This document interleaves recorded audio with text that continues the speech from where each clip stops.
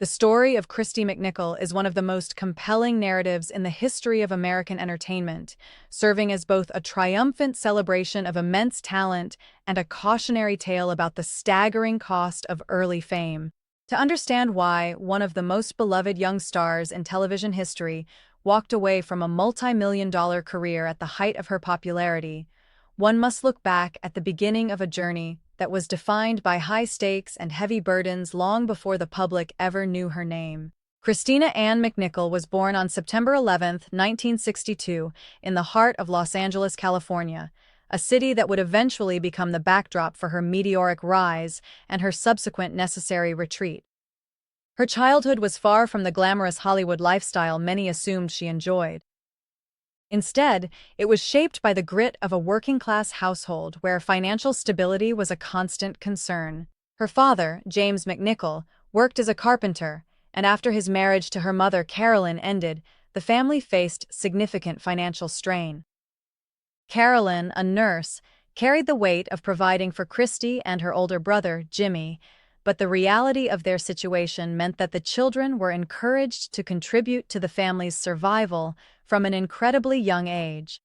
This early introduction to the world of work instilled in Kristy a sense of responsibility that far exceeded her years, a trait that would later define her professional reputation, but also contribute to her personal exhaustion.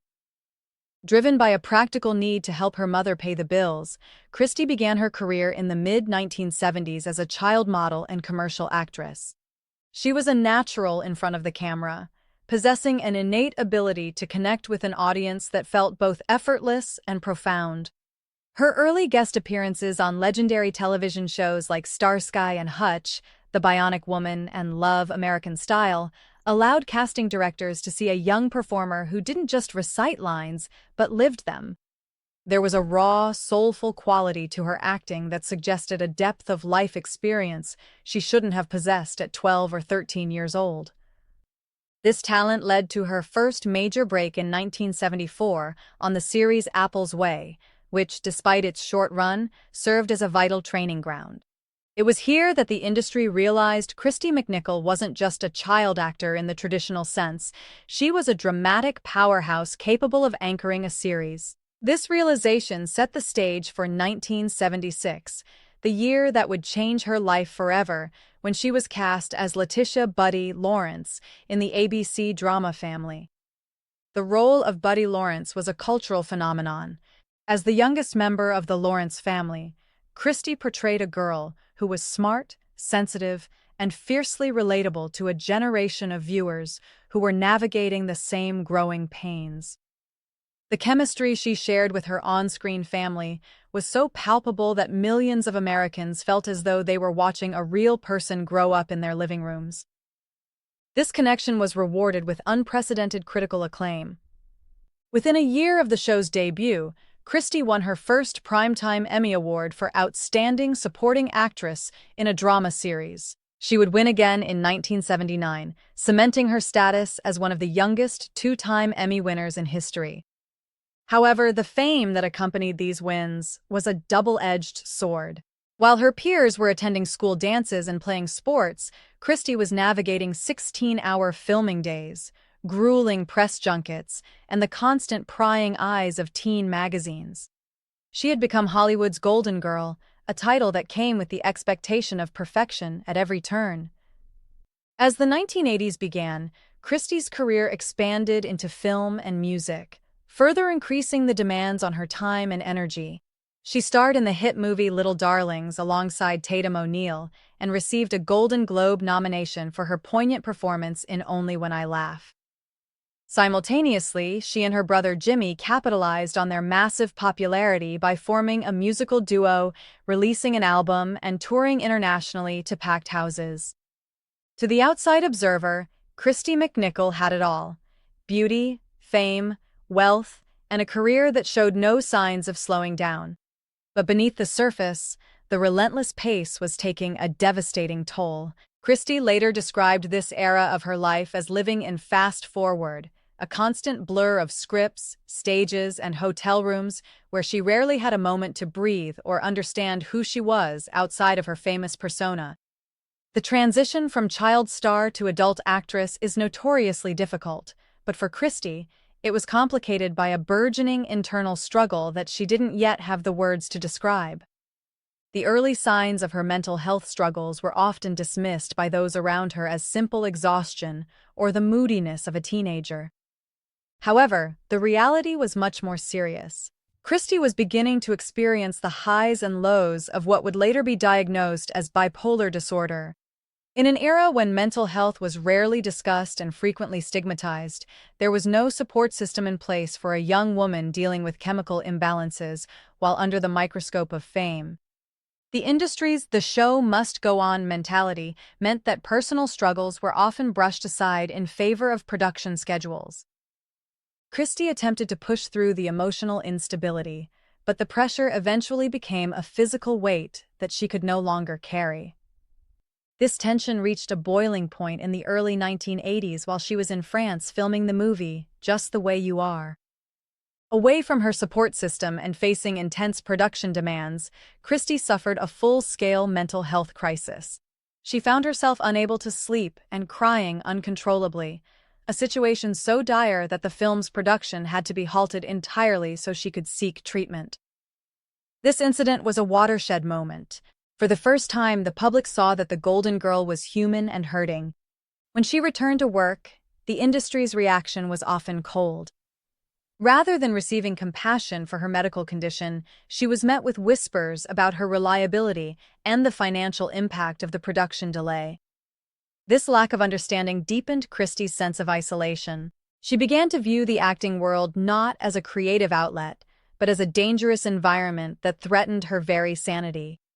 Throughout the remainder of the 1980s and early 1990s, she continued to work, notably starring in the sitcom Empty Nest, but the joy of performing had been replaced by a constant state of hypervigilance. She was terrified of another collapse and exhausted by the effort required to mask her symptoms. Every time she stepped in front of a camera, she was fighting a silent battle against her own mind, a struggle that was made exponentially harder by the relentless expectations of the Hollywood machine. By the turn of the millennium, Kristy reached a profound realization: no amount of fame or money was worth the sacrifice of her well-being. In 2001, she made the shocking announcement that she was officially retiring from acting after 24 years in the industry. Her statement was a powerful declaration of self-preservation, noting that it was finally time to play the biggest part of all, herself. This wasn't a temporary break, it was a permanent exit. She stepped away while she was still in her late 30s, an age when many actors are entering their most lucrative years. Fans were stunned, and many speculated that she must be physically ill or hiding some dark secret. In reality, Kristy was simply doing the most courageous thing a person in her position could do. She was choosing peace over applause. She moved into a life of relative obscurity in California, focusing on the simple, grounding routines that fame had denied her for so long. In the years following her retirement, Kristy began the slow process of rebuilding a life on her own terms. She didn't disappear entirely. Instead, she redirected her passion for performance into teaching. She began hosting acting classes in Los Angeles, but her curriculum was about more than just craft.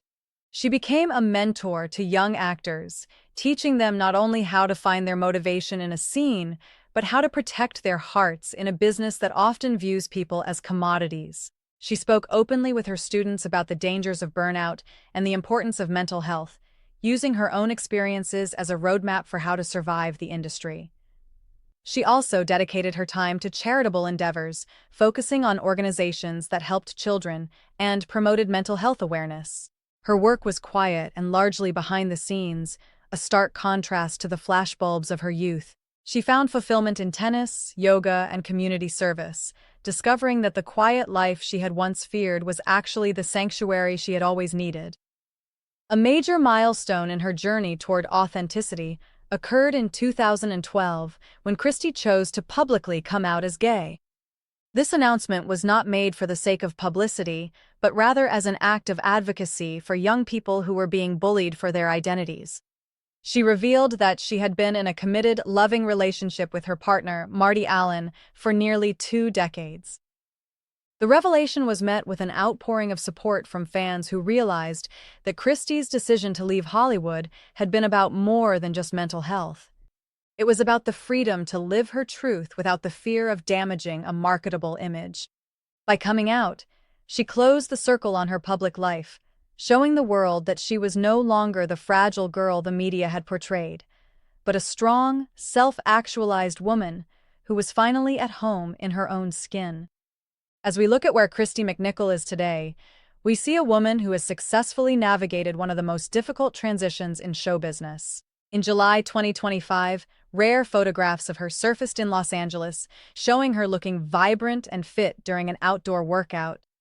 While the media noted that she looked unrecognizable compared to her teenage years, the real story was her evident health and contentment. She has remained firm in her decision to stay retired, despite constant rumors of reunions or comeback projects. Her life is now defined by the quality of her relationships and her personal stability, rather than the number of awards on her shelf. Kristy McNichol serves as a reminder that fame is a fleeting currency, and that the most important role any of us can play is the one we define for ourselves. She walked away from the light of the world to find the light within herself, and in doing so, she became a true icon of resilience and self-love. Her legacy is not just a collection of brilliant performances on film, but the example she set by choosing her own happiness over the demands of an entire industry. In a world that constantly asks for more, Kristy McNichol had the courage to say that she had enough and that her peace was the greatest prize of all.